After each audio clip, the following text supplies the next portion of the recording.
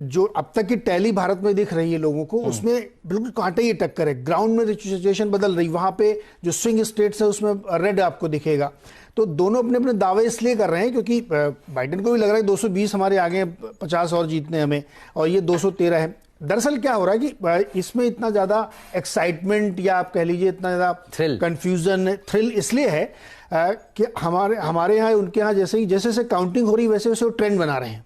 तो 90% काउंटिंग हो गई और उसमें कोई आदमी जीत रहा है तो उसको आपको दिखा देते हैं स्क्रीन पे, तो आपको मजा आता है, हाँ ये तो जीत गए बिल्कुल। थोड़ी देर बाद वो पलट जाती है तो फिर ये जीतने लगते हैं।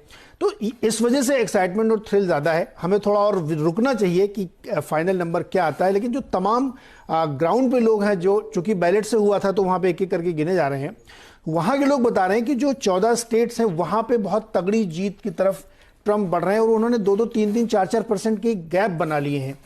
मान लीजिए कहीं पे 70% पर 80% वोटिंग काउंटिंग हो चुकी है और 30% बाकी है, और उसमें आपने 3-4% की लीड ले रखी है, तो आपके हारने के चांसेस कम है बनिस्बत दूसरे वाले के। तो इसलिए बहुत ज्यादा यहाँ पे कंफ्यूजन देखने को मिल रहा है। लेकिन आंकड़े अभी भी फ्लूइड हैं, किसी भी तरफ जा सकते हैं, ये आपको ध्यान रखना चाहिए। लेकिन चांसेस ट्रंप के मैं इसलिए ज्यादा कह रहा हूं कि वो मैं आपको समझा देता हूं कि जो कुछ बड़े स्टेट्स हैं जहां पे स्विंग हो सकता है उसमें ट्रंप की बढ़त बनी हुई है। ताजा आंकड़ों के मुताबिक फ्लोरिडा में 96% तक काउंटिंग हो चुकी है और ट्रंप यहां पे 52% के आसपास की लेके लीड लिए हुए हैं। तो अब 4% में बहुत चेंज शायद नहीं हुआ। ओहायो में 94% काउंटिंग में 54% इनके पास हैं।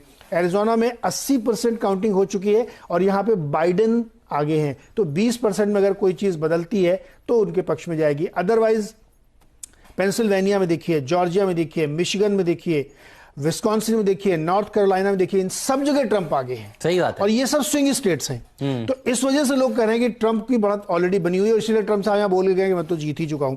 अब एक सवाल है कि उन्होंने धमकी दी कि मैं सुप्रीम कोर्ट चला जाऊंगा। हाँ, वो बड़ा कठिन सवाल है। वो इसलिए उन्होंने कहा कि वोटिंग बहुत देर तक हुई है और उनका कहना है कि एक तय समय के बाद भी वोटिंग होती रही है। दरअसल अमेरिका के अलग अलग राज्य अपनी अपनी वोटिंग का समय तय करते हैं। नॉर्मली सुबह 6 बजे से लेकर रात 9, साढ़े 9 तक होती है वोटिंग, लेकिन इस बार कुछ लोगों ने थोड़ा पहले भी शुरू कर दी और देर तक चलती रही और इधर काउंटिंग शुरू हो चुकी थी। तो इसलिए वो कह रहे हैं कि अगर ऐसा हुआ तो मैं कोर्ट जाऊंगा। अब इसको आप कह सकते हैं हेज की स्ट्रेटजी है कि अगर मैं जीत गया तो ठीक है, तो ठीक है, अगर थोड़ा सा डाउट रहा तो कोर्ट जाने का रास्ता खुला, क्योंकि मैं तो कह ही चुका था कि ये धांधली हुई है। तो इसलिए उन्होंने बात कह दी है।